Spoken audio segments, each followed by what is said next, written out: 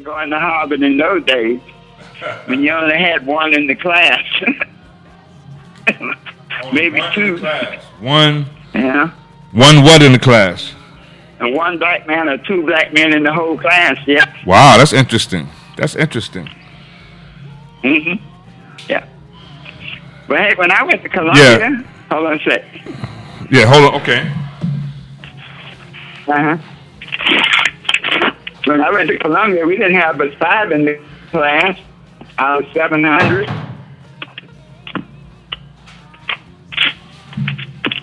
Say that again. I hear what you just said. Shut up.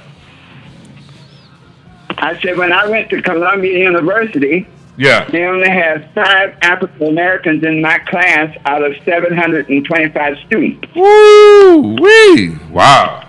Sounds like Stuyvesant High School today. 2 of us graduated. Yeah. Wow. Well, let me formally introduce you, ladies and gentlemen. My name is Rick Young. This is another segment of What's in Your Hand. What's in Your Hand is a motivational program about achieving. I'm hearing some stuff going in the background there, Dr. Harris. I should be okay now. Okay. Yeah, you were doing some moving around there. So, again, this is What's in Your Hand, and it's a motivational radio program. My name is Rick Young. I'm your motivational radio host. What's in Your Hand is about success. It's about achievement. It's about reaching your dreams, reaching your goals. It's about maximizing your life. It's about having fun. And it's about making a difference in the world. That's what What's in Your Hand is all about. And we all have something in our hand. And our guest today definitely has something in his hand. He's the author of the runaway bestseller, The 12 Universal Laws of Success. And his name is Dr. Herbert Harris. And we always talk about success, motivation, positivity, and all. I love talking to you about that. But today, we talk about something a little different. We talk about this thing called RACE, race. And my guest today has written a book, Solving the Race Issue in America. Wait a minute, Dr. Harris. Dr. Herbert Harris, wait a second. A man that talks about success. How are you today? I'm doing good, but wait a minute, man. The man that talks about success is going to talk about this race issue? Wait a minute. Explain that to me. Well, Ricky, race is so important because it seems to be driving so much of the narrative today, the narrative of politics, the narrative of power, and the narrative of how people are treated. From the Black Lives Matter movement to the Democratic candidates to a lot of the rhetoric that you hear in the world, all of that is being driven by race. Mm-hmm. And so it's important that we determine a way to handle it because, if a problem is not solved, then it only grows.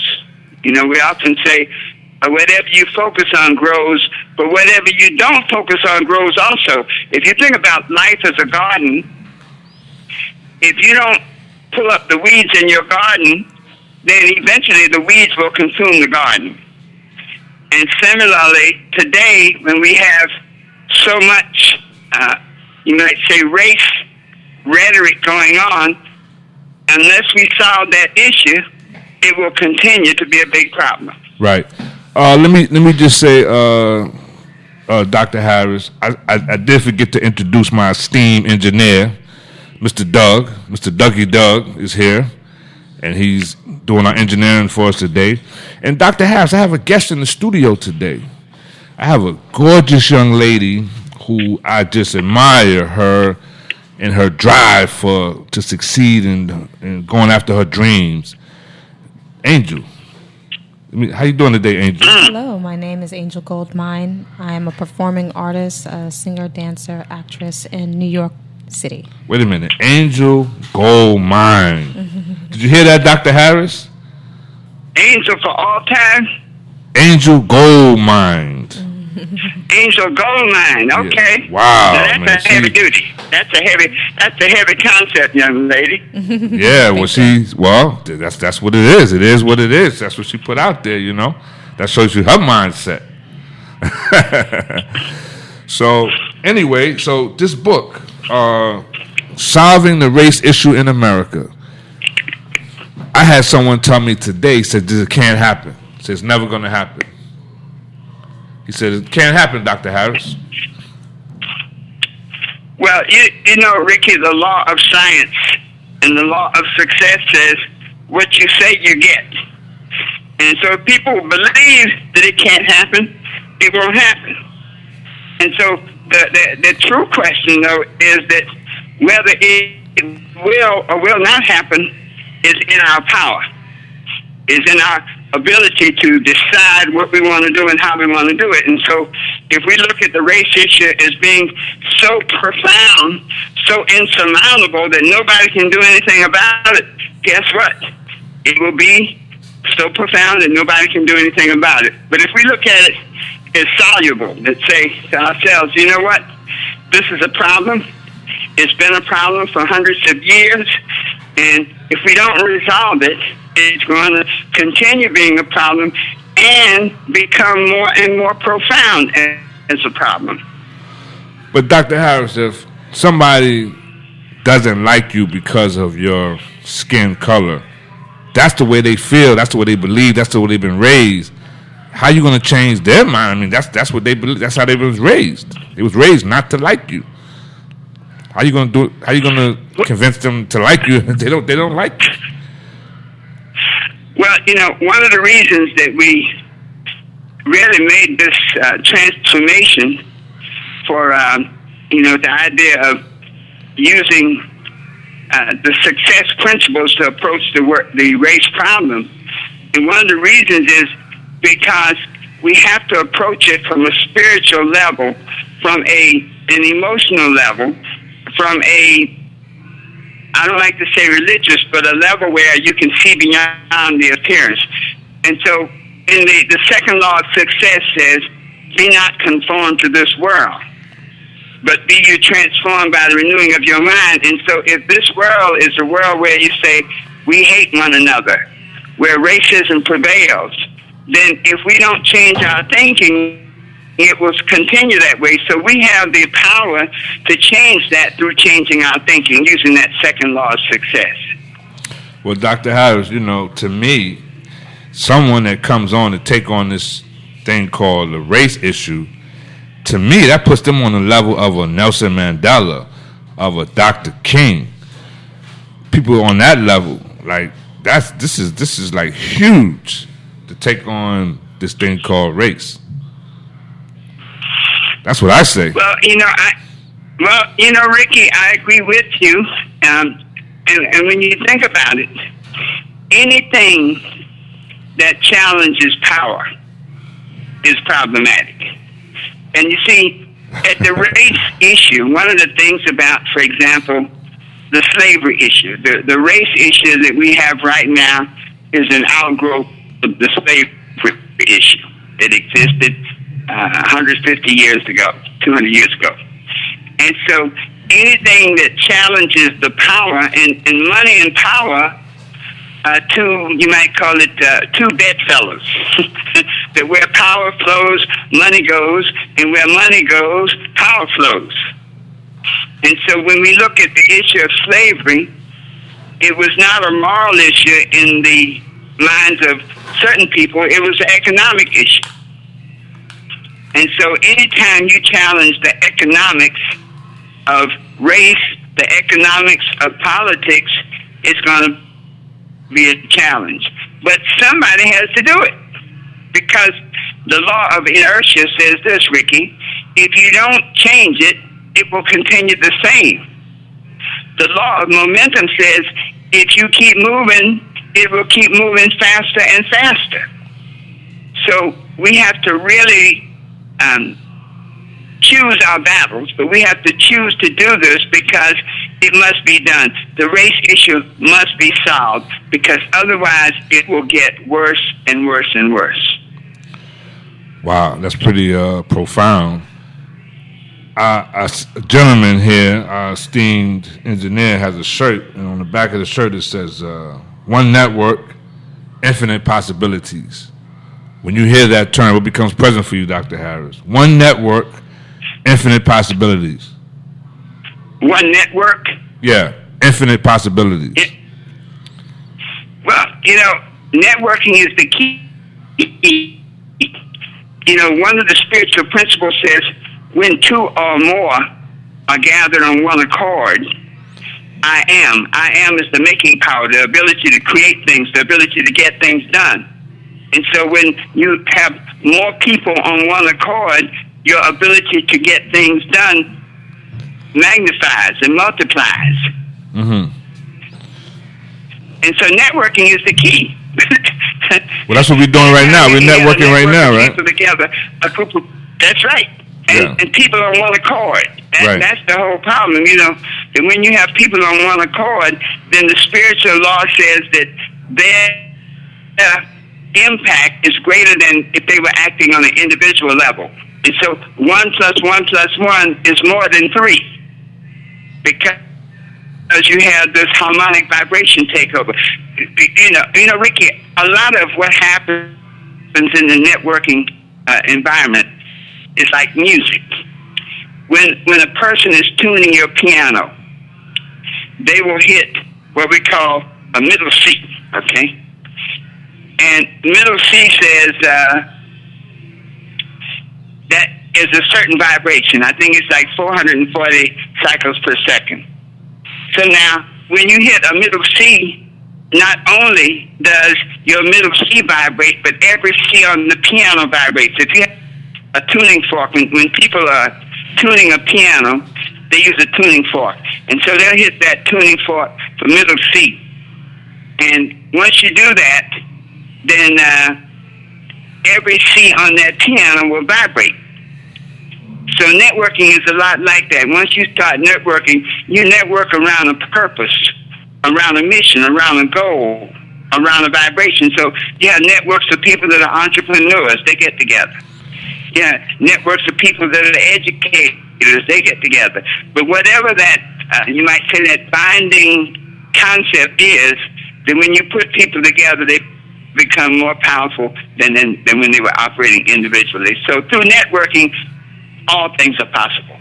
Well, speaking of all things are possible, as far as like this race issue, here's a prime example where a radio streaming station has been built in the projects, and most people would say it can't be done, but here it is done, and here we are now speaking through a station, a streaming station. Is that an example of what you mean? Like, if you don't expect it to happen, and it can happen, and here it is, we are here in the streaming station right now? That's exactly what I'm talking about, Ricky. The fact that station started as somebody's idea. Somebody had an idea of what they wanted to do, what they wanted to have, and how they wanted it to work. And then they shared that idea. And it manifested as a reality. Right. Well, okay. So let's look at that. Let's look at that. And of course, I wanted to talk about this thing called the 100th monkey. Did I say that right? The 100th monkey? The 100th monkey, yes. Can you explain what that is? Yes, Ricky. The idea of the 100th monkey is it's really been a research fact in the area of behavior modification and psychology.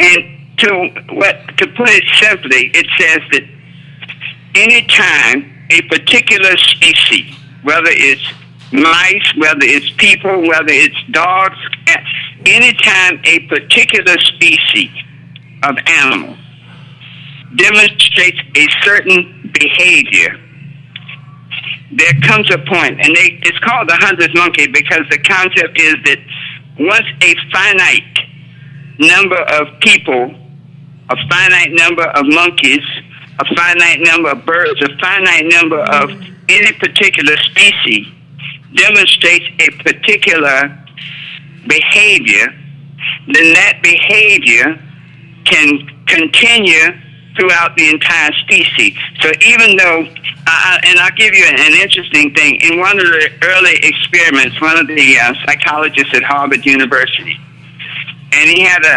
a situation where he had a group of mice, and these mice were thrown into a chamber, a dark, dank, cold chamber. And this chamber had two exits. One exit gave them food, which was good feeling, and the other exit had an electrical shock, a pain. And so when they introduced these mice into that particular environment, over a certain number of generations, the ability of the mice to find the exit that gave them pleasure and gave them food, the time it took to learn that lesson decreased. And so, just for example, it may have started out that it took them 20 attempts to find the right exit. Well, over 50 generations, it only took 2. And so you say, well, wow, that might be learned behavior. But the 100-monkey phenomenon says this: a control group of mice went through 50 generations, and this group of mice did not know how to negotiate that test environment. And so after 50 generations, let's just say the first group that went through the test, they could find their way out of that chamber almost instantaneously. Well, it turns out when they took the second group that had not been in that chamber before and put them in the chamber, they could find their way out in the same proportion as the group that had experienced that. And so you say, well, how did that second group learn? And this is this transference of behavioral information that is something beyond what we know. It's not hereditary. Hereditary is part of it.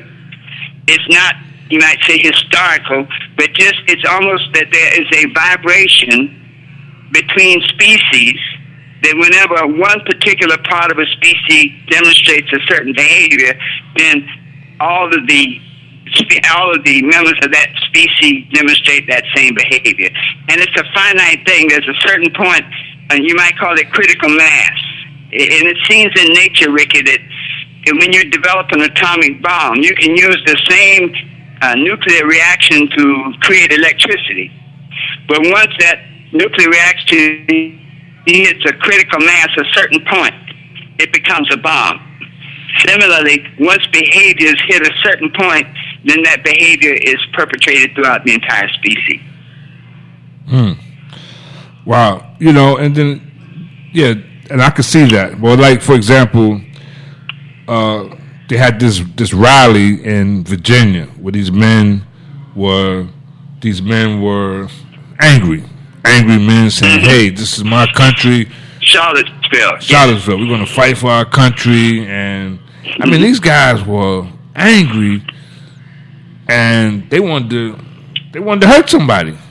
And they did. They did hurt somebody. Someone did get hurt. What about people like that? Again, how are you going to get these guys to see another vision? Well, a couple things have to happen, Ricky. Number one, people have to want to change. Okay. You know that one of the spiritual principles is to seek and you shall find. Okay? Knock and the door will be open. Do not change their condition unless they desire to change. Now, many times that desire comes from circumstances. You know, when you're a boxer, Ricky, and if you make a certain bob when you should have done a weave, and you get knocked out a couple of times, you say to yourself, aha, I'm not going to do that again. Yeah. Okay? And you say, I got to search for a better way to handle myself. And similar in people, when situations happen that sort of knock you out, throw you down, it says make you become very cognitive, become very concerned. Now, let me learn a new way. I don't want to go through that again. So you have those people who seek out solutions. Okay, that's one group. Then you have situations where people may have one mindset, and it may be a racist mindset or negative mindset. But the bulk of the people in the world, the bulk of Americans are good, hard-working people, white and black. But what happens is certain groups have the ability to magnetize the minds of other groups because they're speaking out and saying something, whether it's positive or negative. The positive people say one thing, the negative people say another. But whatever they say resonates with a particular group. But we have a lot of people in America, and most people who are good, respectful, solid, God-fearing, God-loving people. And when they're quiet, when they don't speak up, when they don't say something, that then permits the negative mind, the other attitudes to be perpetuated. And so many people are going to speak up more now. Well, let me just say this. You see the lines. I don't like more people who want to have positive change. And that hundreds of people start seeking right, seeking good, that you'll get that change among the entire group. Right. But doesn't the whole thing start from within? That's where it begins, from within? Absolutely. The first law of success says, as a man thinketh, as a mind thinketh, so is he. So is she. Right. So are they. So the conditions that we experience are the result of our thinking. Is it possible for a little streaming station in a place called Harlem in the projects and Grand Projects make a worldwide impact? Is that possible? Absolutely.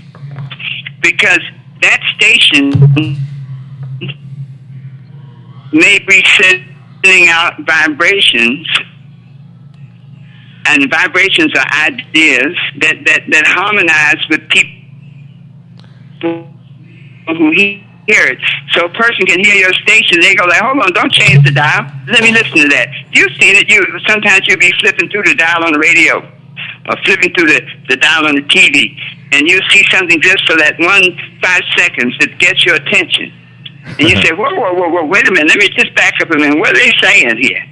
Yeah. And so this station there, that, as you say, your station there in Harlem, that station can be sending out a vibration that when a person listens to it, they go, whoa, let me hear that again. Tune in. Don't pass that station. Go back. Let me go back here now. And so, yes, your station can make a profound impact on the world. You just have to be consistent and stay on the right path.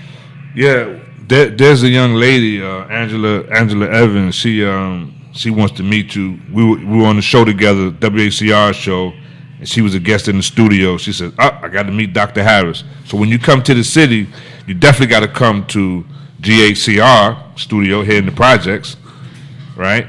And then she definitely wants to meet you. And I think Angel might want to meet you also. Huh? But Ricky Young, wherever you are, I'm coming. Okay. You can easily find it because it's right near his alma mater. Yeah, well, we right down the street from Columbia University, man. Right down the street. I know. Yeah. I know, man. I used to hang out there. Right. So listen, Dr. Harris. The Grant. Yeah, the Grant. Yeah. Yeah, the Grant. Right. That's right. He can't say Yeah. Huh? Yeah. So, Dr. Harris, let me tell you a quick story. Last night, I went to an event, and the woman that was selling the food got there 3 hours late. I mean, that happens. Certain folks, things happen, get busy. She got 3 hours late, so she did get there, and eventually.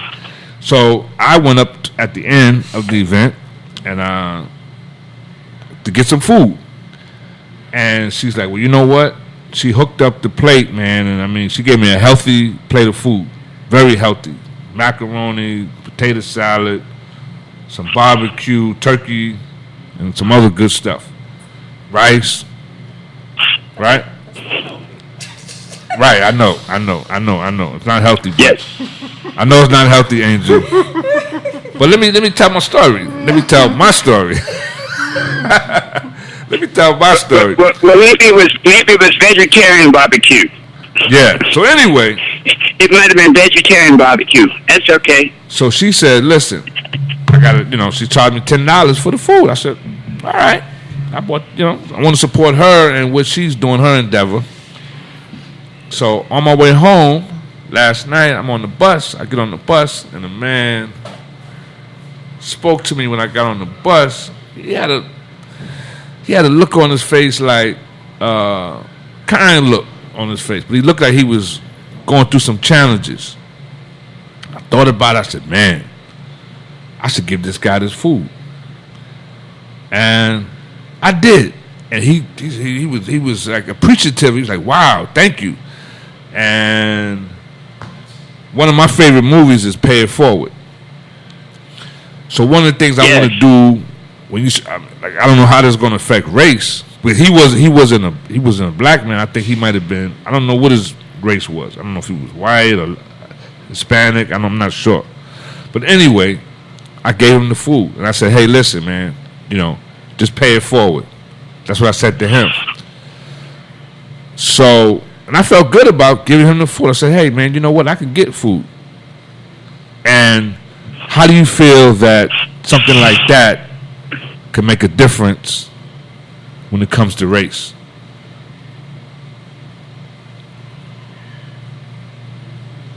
Dr. Harris? Well, Ricky, Yeah. one of the two fundamental, two of the fundamental beliefs of our whole approach to solving the race issue is, number one, that there is a God, there is a creator, there is a source, by whatever name, a source that put us on this planet for a reason and for a purpose. That's number one. And then number two, to do unto others as you would have them do unto you.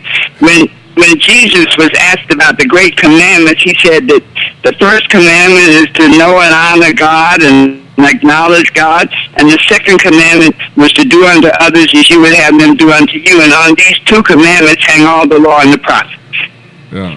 And so, based on what you were just saying, if you were hungry, if you were on that bus and you were hungry, you would want somebody to give you some food. Right. And so, if people treat one another the way that they would want to be treated, that would eliminate the race issue off the top. That's right. So let me just back up for a second, because, we got Angel Goldmine in the studio, right? And she's eating all her fresh vegetables and fruits and juices and water, and looking like her skin is looking like bam, right? Skin is like looking amazing, right? So she said, "Oh, that's not a healthy food." But the thing is, that man was hungry, and I said, "I don't need to eat like macaroni and potato salad." And I mean, she gave me a lot too. I said, "Man, boom, give it to the guy, man." So that's a part of the pay it forward. Pay it forward. I don't know if you've seen that movie, Dr. Harris, but I love that movie, Pay It Forward. And would that have it was a powerful movie. Yeah. Now I want to do a segment here in the projects. I'm looking for pay it forwards in the because you said it does start from within. So we started doing pay it forwards here in the projects. Could that make a difference, even when it comes to this thing called race? Absolutely. One of the passages that we speak of in the book, because we're talking in the book about the fact that this approach to solving the race issue has got to be a spiritual one. Uh-huh. And there's a section in the book where we're talking about some of the spiritual foundation for the race, before we might say for handling the paradigm of racism. Mm-hmm. And one of the things it said that in the Bible, it talks about the fact that there comes a time in which the Father will divide up the people. In Matthew, it talks about that, and he says that there shall come a time in which the Father shall separate the sheep from the goats. And so on the right hand, he'll set the sheep, and he'll set the goats on the left hand. And so then the king says, well, come unto me, and you will inherit the kingdom prepared to you from the foundation of the world. And he goes on to say, and how do you separate the sheep from the goat? And he said, when I was hungry, you gave me food. When I was thirsty, you gave me drink. When I was in prison, you visited me. When I was naked, you clothed me. And so the question is, well, to the Father, it says, when did I not feed you? When did I not clothe you? When did I not visit you in prison? When did I not do for you what you needed to have done? And the Master goes on, he says, inasmuch as you have done it unto the least of these, you have done it unto me. And so the idea of paying it forward is like, not only do unto others as you would have them do unto you, but do it first. Do it first. You see? Do it first. Uh-huh. Don't wait to see what's happening to the other man. You go on and do it first because you know it needs to be done. So if people are hungry, don't wait for them to come back and ask for food. Find somebody who's hungry. Say, well, look, I'm going to go out and find a man who's hungry. I'm going to give it to him. He didn't ask me. He didn't beg. He wasn't. But I see that he's hungry. I'm going to give it to him. So it's all a part of that golden rule. Do unto others as you have them do unto you. Do it first. Do the good first. And the world will reward you in the future. Wow, that's pretty amazing. But like within all of us, like you take for example Angel, right? Her name Angel, and then Gold Mine, right? You can see that she has got something going on with her that's really powerful, right? How can we get other people to see that there's a champion within them as well? Because that's going to reflect on people outside of you. And they're going to say, wait a minute, this person is a champion. And I have to respect that person as a champion. Yes. So can you break that down? Yes. Sure. One of the key things to transforming people is to demonstrate the message. So the idea of so many of us live a reactionary life. I don't like you because I have been taught to not like you. Right. Okay? Right. When you look at children, 3 and 4 years old, I'm amazed at how loving they are to each other. But as they grow up, and their parents and the world teaches them that you're white and I'm black, you're red, and teaches them these distinctions, that it changes their whole being. Mm-hmm. And so we have to demonstrate our spirituality by doing what must be done. And so the greatest teacher is not the one who says it in the most intellectual, the most beautiful way. The greatest teacher is the one who lives the message. So if he doesn't say a thing, you understand his message by how he lives his life or her life. So the first step is to be the word. You know, if we want to eliminate racism, then don't be a racist. Look for ways to serve. Like you said, pay it forward. Look for ways to do unto others as you would have them do unto you. Look for ways to step out and be affirmative. You know, we talked about affirmative action. And the whole concept of affirmative action was a series of laws and regulations that were meant to sort of balance the checkbook. Dr. Martin Luther King says America has written a check to African American people, and the check has come back insufficient funds. And that's what he spoke about in his I Have a Dream speech. He says America has written people a check, and that check has returned insufficient funds. But he said, I don't believe that America is bankrupt. I don't believe that America is morally bankrupt. I believe that the good people in this country will make that check good. And so the good people have to start stepping up more. You know, we have to recognize that the world is full of flowers and weeds. We have to plant flowers, but we don't have to plant weeds. Mm-hmm. So the moment you start doing good things, negative things show up. When you start trying to uplift people, there'll be people who try to tear you down. Okay? And the whole idea of solving the race issue is we have to remove those weeds so that the good people, so that the good vibrations can prevail, and we can truly live a life in accordance with the golden rule.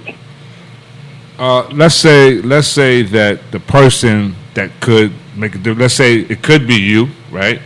You've written this book, you've taken on this challenge, you're going to be out speaking about it. But let's just say hypothetically, let's say it is someone else.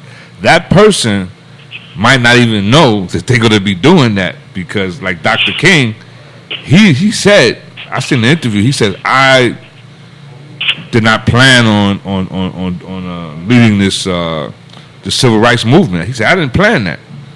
And what I understand, he went to this church and they asked him to come up and speak, and that's when it just took off.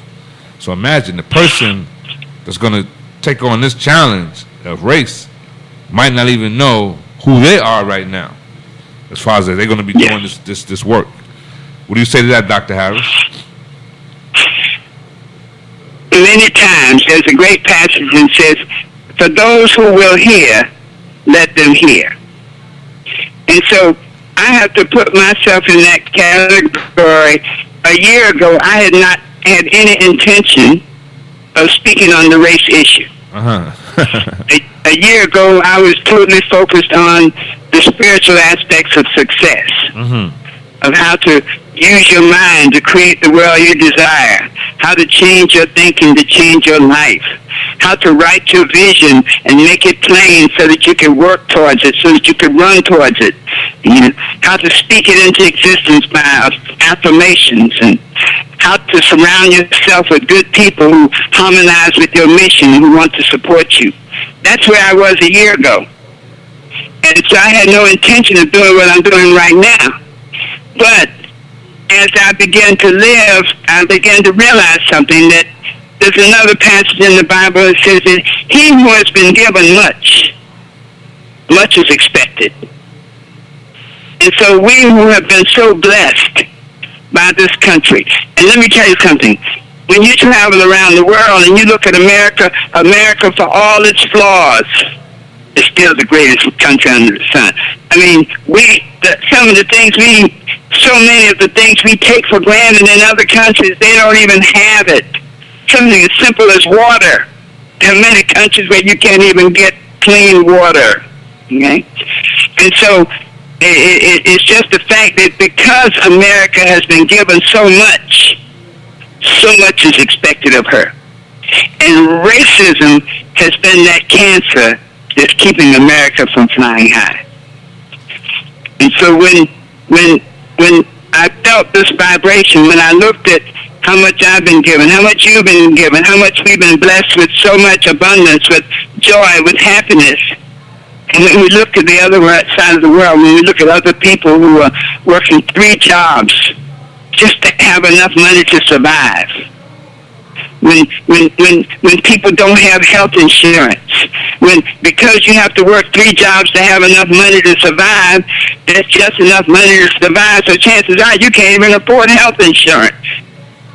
And so what are we saying when we have had so much abundance and this is happening in our country?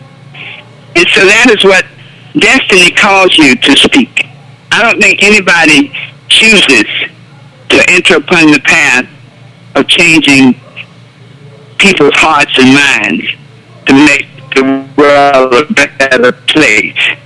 But destiny picks you. Destiny says you've been given so much, you got to do more. You've already received the benefits As a matter of fact, you know what Destiny says to us, Ricky Young? It says we have already been paid forward. Now, we got to return the favor. We've already been blessed by a world of abundance. Now we've got to be concerned about those who don't have it. Now we've got to be concerned about those who've been imprisoned wrongfully. Now we've got to be concerned about the spiritual destiny of our nation. Who better to take it on than those who have experienced its benefits so much, so bountifully? Well, guess what? You know it's time. You know what it's time for right now, right, Dr. Harris? Yes, sir. You know what it's time for? It is time. It's time for the station break. long. No, it's time for the long handle spoon story. Absolutely. A lot of people have not heard that story, the long handle spoon story. And you know, I don't know. You know, like last year, it just like came to me. I just, you know how you hear something in life and then you kind of forget about it. Well, last year it kind of came back to me, and I've been sharing it with people. I shared it with you. I shared it with a few people. Some people have heard it. Most people have not heard the long handle spoon story, Dr. Harris. So, that's a powerful story, Ricky. Lay it on us, brother. Okay, good. One day a man said to God, I would like to know what heaven and hell are like. God showed the man two doors. Inside the first one, in the middle of the room, was a large round table with a large pot of stew. It smelled delicious and made the man's mouth water. But the people sitting around the table were thin and sickly. They appeared to be famished. They were holding spoons with very long handles, and each found it impossible to reach into the pot of stew and take a spoonful, but because the handle was longer than their arms, they could not get the spoons back into their mouths. The man shuddered at the sight of their misery and suffering. God said, "You have seen hell." Behind the second door, the room appeared exactly the same. There was a large round table with a large pot of wonderful stew that made the man's mouth water. The people had the same long-handled spoons, but they were well-nourished and plump, laughing and talking. The man said, "I don't understand." God smiled. "It is simple," he said. "Love only requires one skill. These people learn early on to share and feed one another, while the greedy only think of themselves." Dr. Harris, what did you get from that piece, the long-handled spoon? You know what? It goes back to the golden rule. Do unto others as you would have them do unto you. If you have that long-handled spoon and you're hungry and you can't eat because the spoon is too long, then wow. When you look at your brother who has the same problem, you say, I sure would like to help him. Let me help him by feeding him with my spoon. So he is providing to that other person what he would like him to.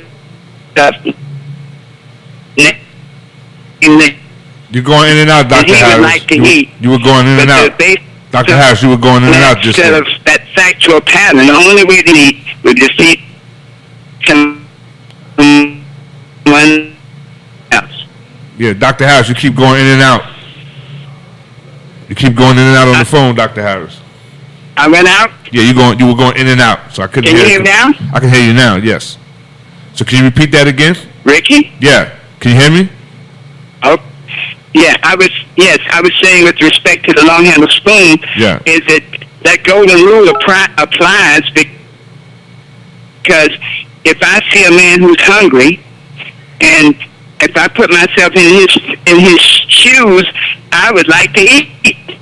And so now I have the power to do unto him as I would like to have it done unto me. I have the power to feed him with my long-handled spoon. And the beauty is, if I feed him, it's not even so much about feeding him with expectation, it's feeding him with obligation that I need to do for others what I want done for myself. And based on that, the other people will reciprocate because they have been fed by you, and they applying the golden rule say, well, I know that you want to eat too. Let me feed you from my bowl. Right. Now, Dr. Harris, does it go like this? Does it say treat people the way you want to be treated, or is it treat people the way they want to be treated? Treat people the way you want to be treated.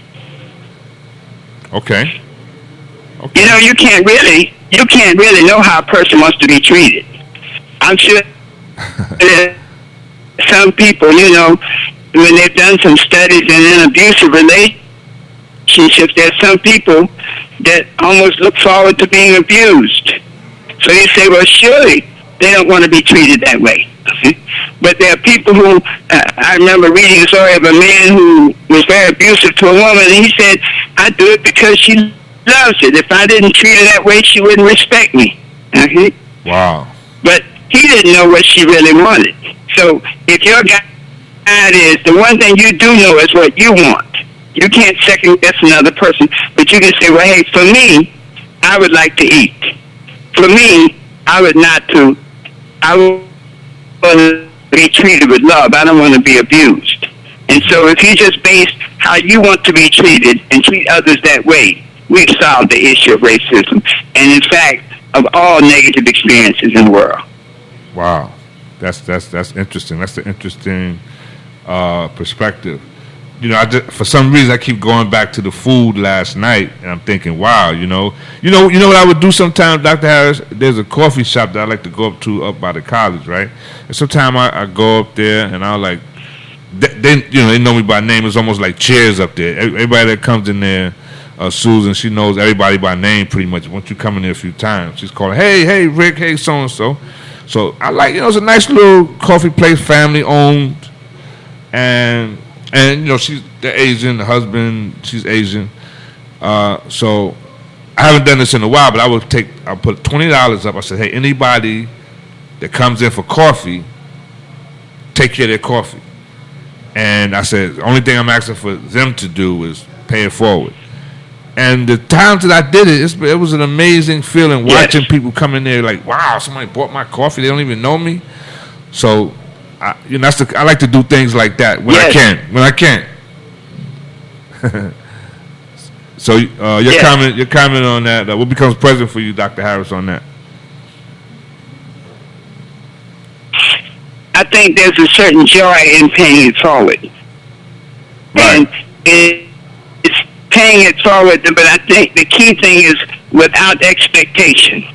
You know, sometimes we have that selfishness say, well, I'm going to pay it forward because I believe that if I do good for others, then good will come to me. Okay?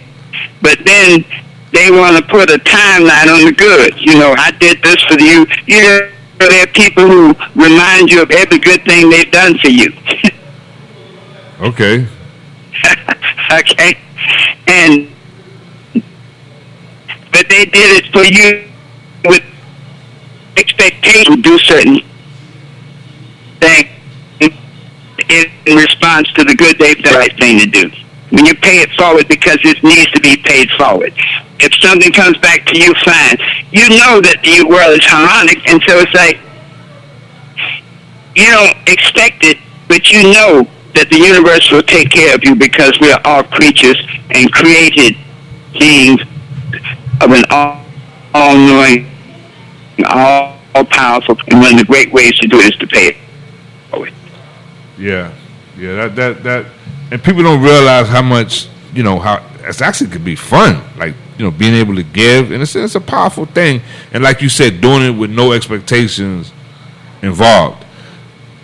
And I think that this principle could be one of the principles to help solve this race issue, because you're going to be supporting people of a different nationality, ethnicity. Yes. So I'm excited about this journey that you're taking. So what's the next step for you moving forward with this solving the race issue? Well, what we're doing now, Ricky, we have our website, www.solvingtheraceissue.com. We have our website, www.solvingtheraceissue.com.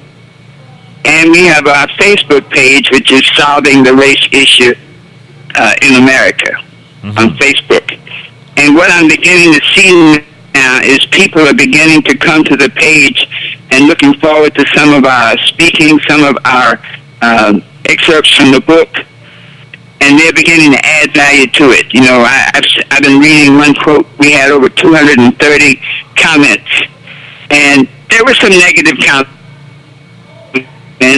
but one of the things I was seeing was that people began to talk about it. You know, someone may say something, and I've been seeing that people are becoming more knowledgeable about who we are. When we were talking the other day, I was saying that there's an Indian thought that says, you can't understand my world until you walked a mile in my moccasins. Right. And so what I'm seeing now is because of our Facebook page and because of the website, people are beginning to understand more about where we as African Americans have come from, and beginning to, when we say you have a paradigm of slavery, but you also have a paradigm of slave mastery.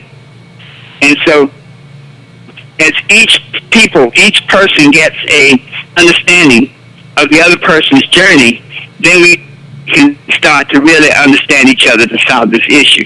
So it's important to look at the history.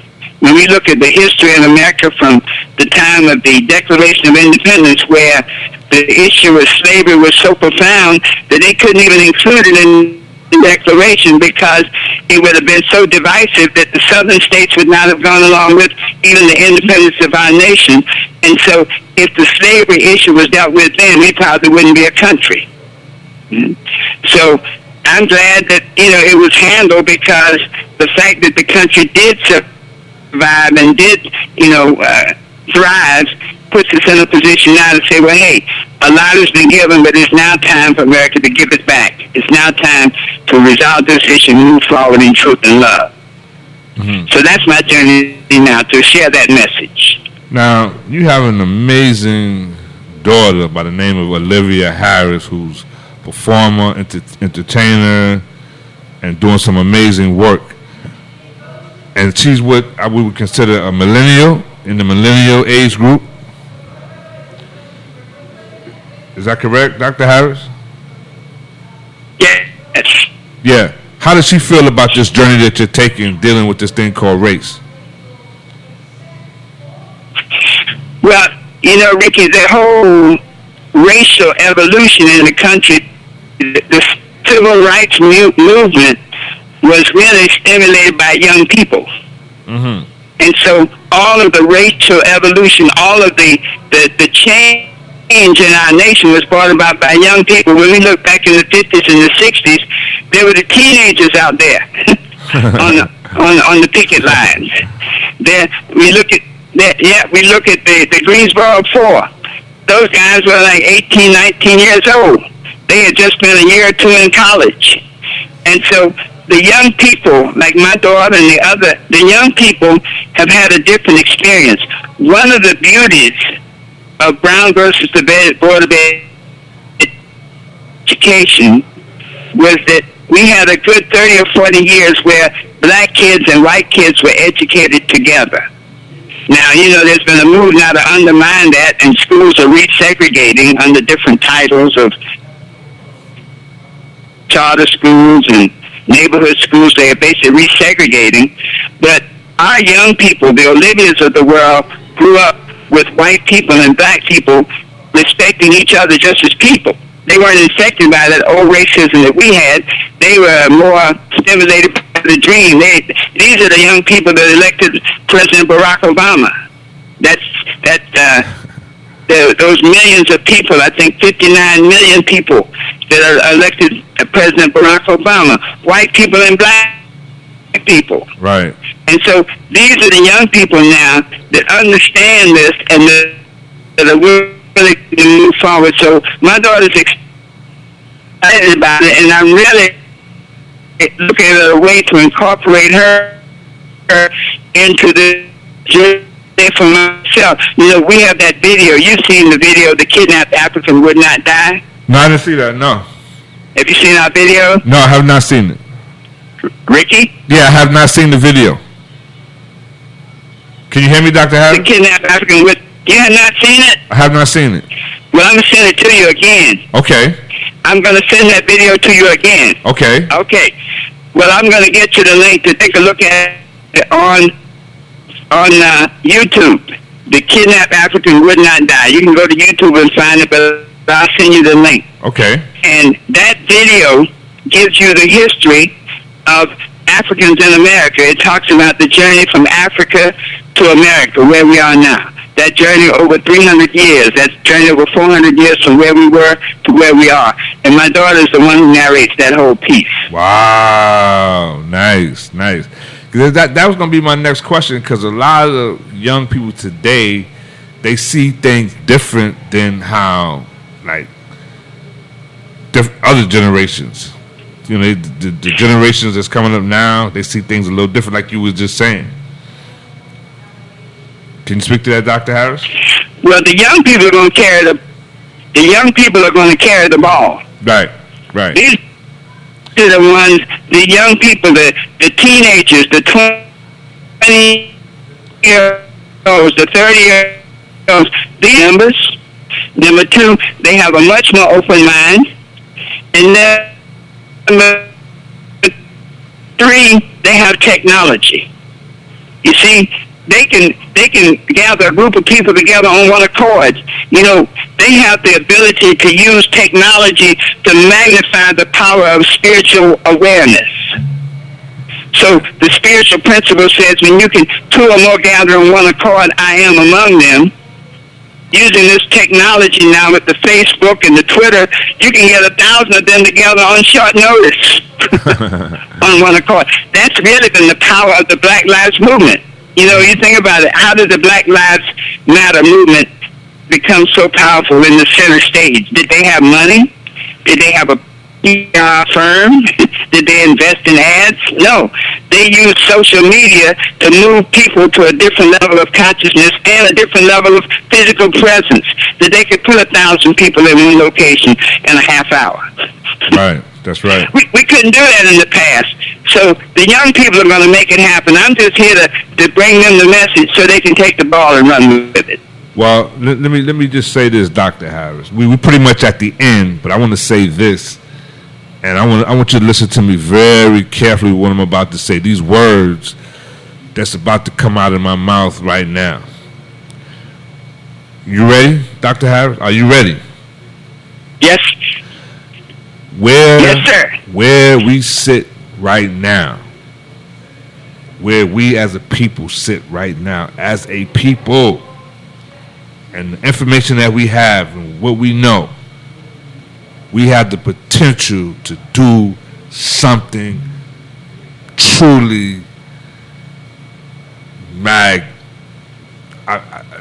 I don't even have the words for it. We have the potential to do something so big, so amazing, that literally will shock the world. We as a people have the potential to do right now. What do you say to that, Dr. Harris? I say Ricky Young, that is absolutely true. We have the ability right now to connect across generations. Mm-hmm. That myself, we are part of the baby boomers, okay? That we came through the segregated era. Uh-huh. That we came through the experience of a civil rights movement that the young people never saw, never had, and never impacted by in the present. But now we have that experience to pass off to these young people who have a new vision. You see, one of the most powerful things is vision. The third law of success says the law of vision. And it says, write the vision and make it plain that he may run that readeth it. And so now these young people have the power of technology, that they can now present and project a vision to a large enough number of people that the 100th monkey phenomenon can take place. Well, Dr. Harris, they can get together. Yes, sir. It's funny that you say vision, because Angel and I were just talking about vision, because When you go to the eye doctor, most people would like to have what kind of vision? 20/20 vision. 20/20. And what year is Yes, coming sir. up? What is next year going to be? What's that number going to be? 20/20. 20/20. 20/20 vision. You just said vision. Interesting that you would say vision. I think the potential is incredible.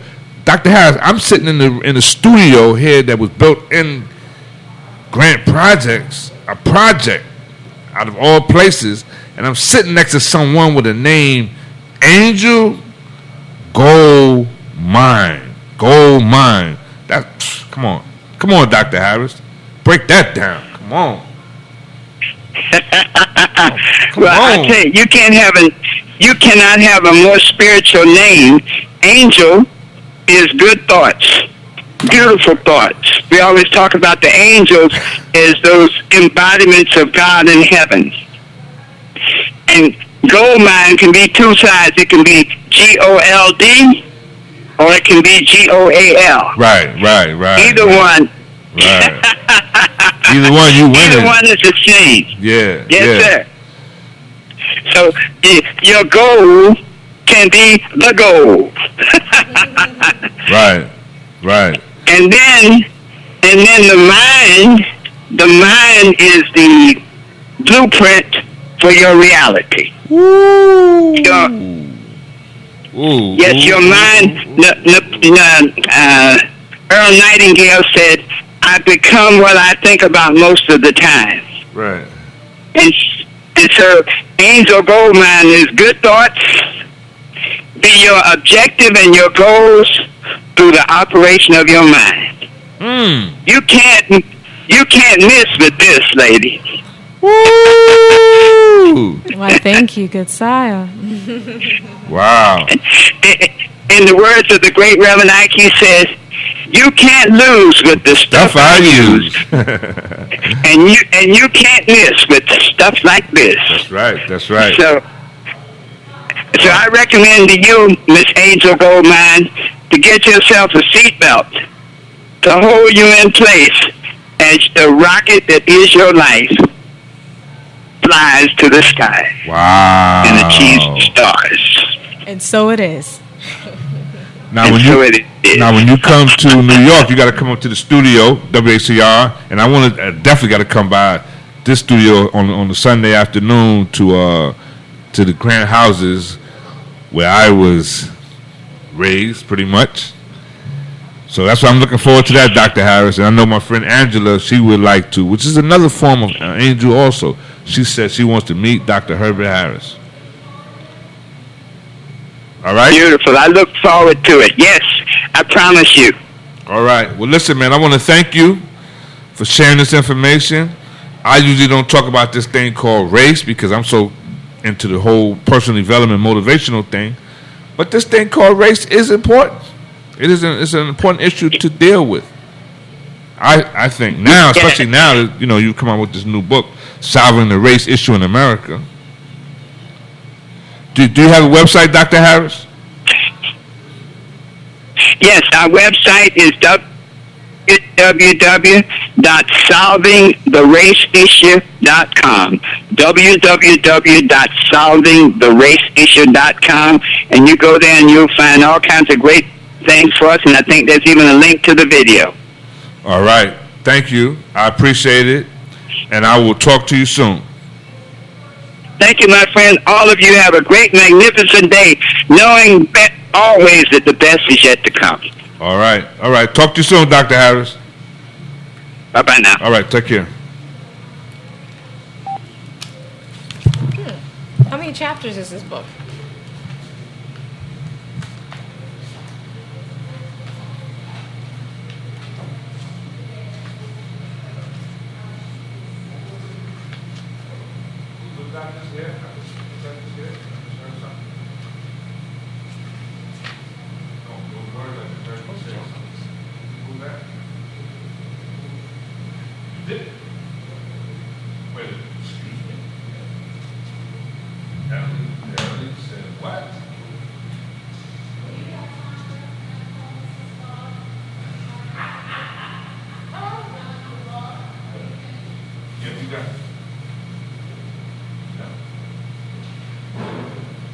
Andrew, you want to talk for a couple of minutes? We can. Yeah. I just want to talk to Andrew for a couple of minutes. Yeah, a couple of minutes. Just kind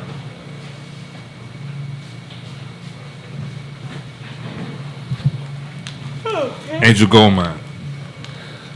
Just real quickly, what did you think about what you just heard with Dr. Harris, this book? And I know when I came and I asked you about this thing called race, you looked at me like, what?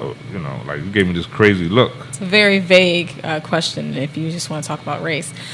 Dr. Harris, he has a very valid views, a lot of them based on opinions and a lot of them based on artifacts.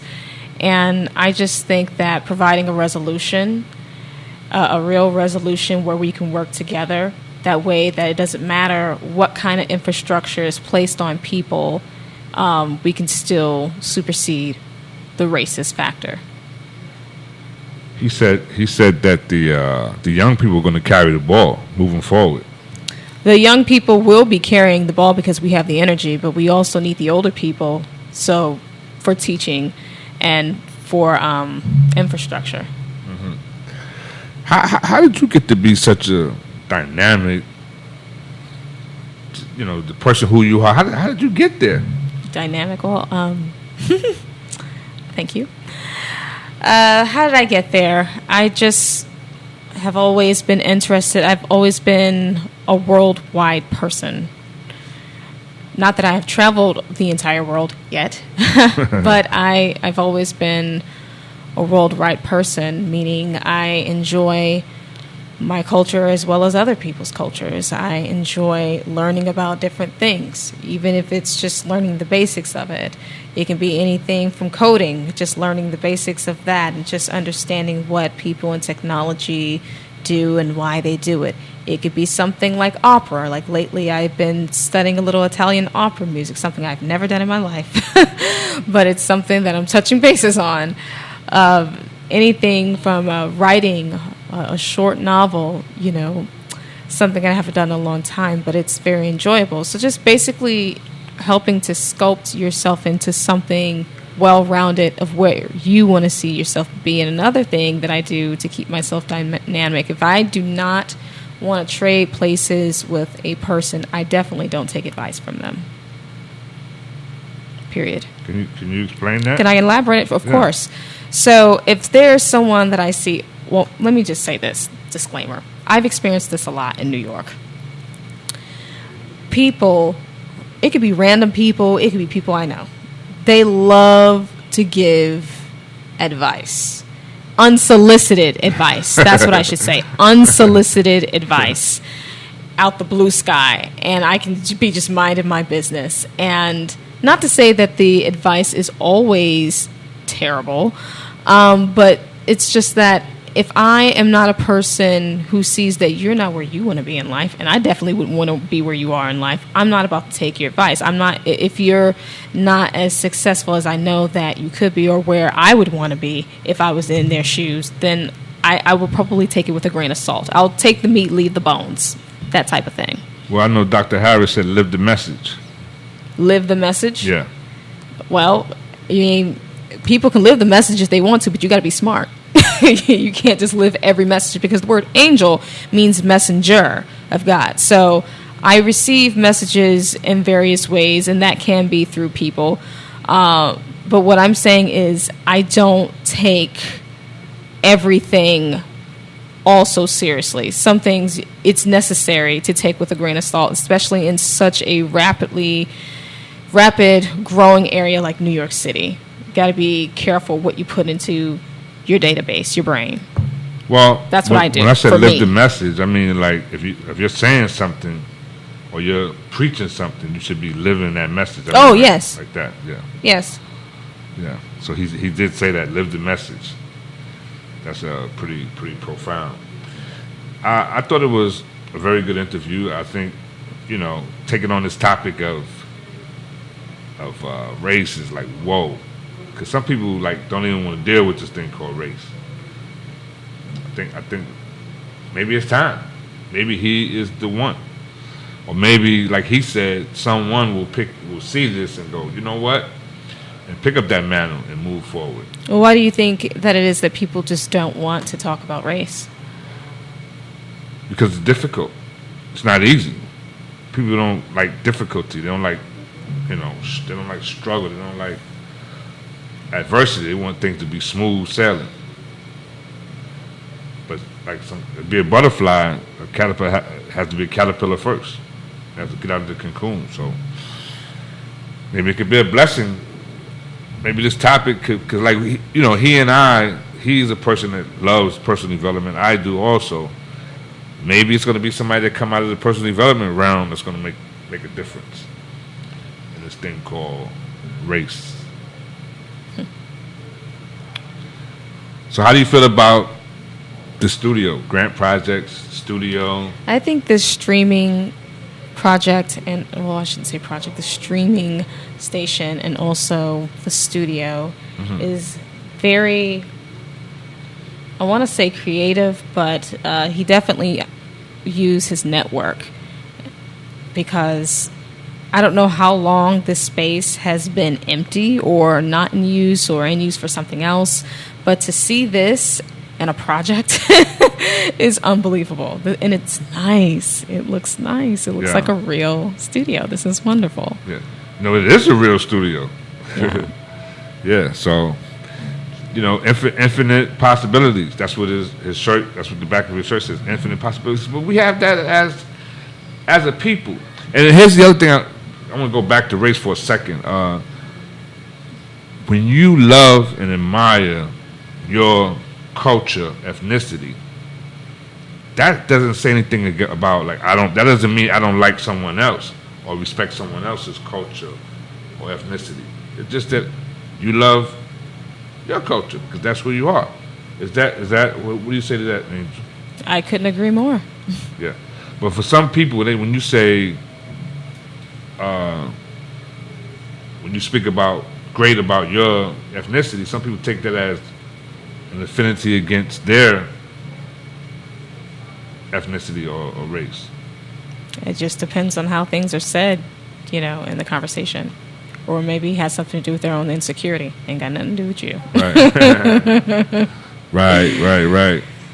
So are you going to be paying us some visits from time to time and hanging out with us? I will. I definitely look forward to it. Thank you for having me on the show, Rick. Yeah, hanging out with us. And I have this thing about having amazing guests. And hopefully to be bringing some amazing guests, amazing teachers to teach us things so we can move forward in our life and have success in our life. That's my goal. That's my dream.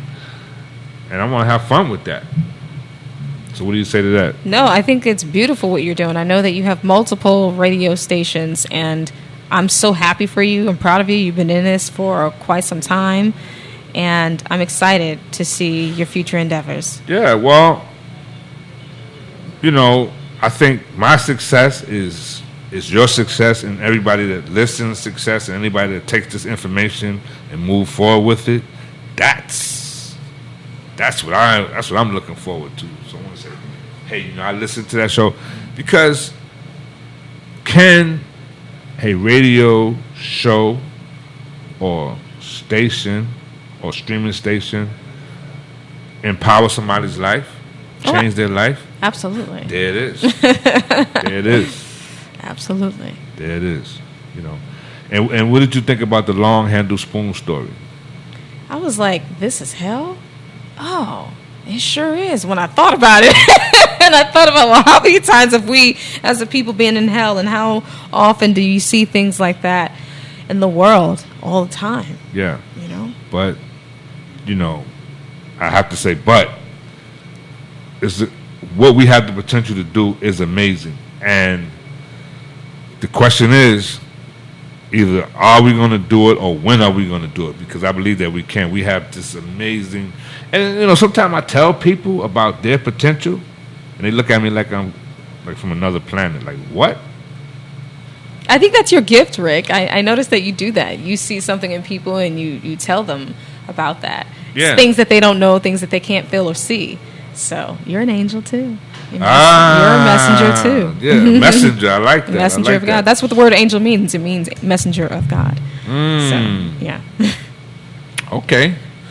All right. Well, this has been an amazing day. You know, we're gonna be hanging out here today and hanging out in the studio and just bringing good information and just making a difference. That's what it is all about. Making a difference. Can you make a difference in your life or someone else's life around you, friends, family, and all the above? That's right. Yeah. And who would ever think a boxer? Well, you're not just a boxer. A boxer is just a title. It's what you do. Right. But you Something are I did. Well, you still do. You still box. Well, I He's teach. been trying to get me in the studio, in the ring, to box with him, to show me some moves. I'm Yeah. going to take you up on that. Yeah. One of these Yeah. days. Yeah. I mean, it's a great. It is in itself is an art. And you see people do it, but it's something about doing it the right way, the way it's supposed to be. Right. Big difference than just doing it and doing it the right way, doing it artistically, because it is an art. Right. And I have a guy that's going to be boxing in November. He's got a match coming up. He's raising money for cancer. I don't know if I mentioned this to you. You did. Yeah, he's in this organization. This organization is called Haymakers for Hope, and they raise like a lot of money toward cancer. And they're doing a great thing. They do like 3 or 4 cities a year, and these guys they're doing it. They came up with this idea, man. They are crushing it. And my guy got in the tournament this. He tried to get in last year. He couldn't get in. He got in this year. And let's see. It's a real fight. They're going to be amateurs. Going to go on this amateur record, and there's a winner and a loser. There's going to be judges and referees. It's a real deal. It's a real amateur match. So hopefully my guy will do good. He's going to do excellent if he has you as a coach. Right. It's we're working at it. We're working.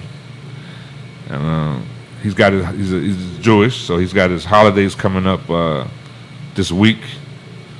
So no training this week. Well, not the first couple Monday and Tuesday. Yeah. So all right. So hopefully I'll see you coming back again soon. You will. Okay. Thank you for having me. Right. All right. Let me see if Nellie Bailey wants to come in here and All right. continue her program. Thank you. Thank you, Rick. It's been great speaking with you. Thank you for having Dr. Harris on the show and having me involved. I feel so special being around such great people. Whoop, whoop. All right.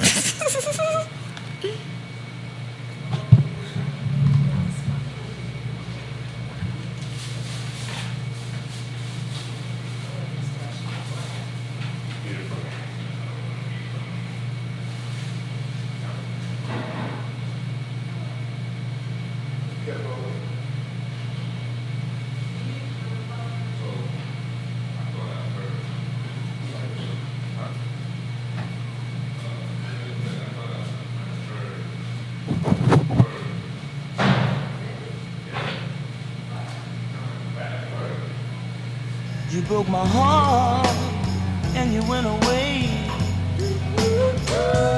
And I sit here and suffer, girl. I suffer day by day. But it won't be long before you have regrets. Because one day soon, your eyes will be soaking wet.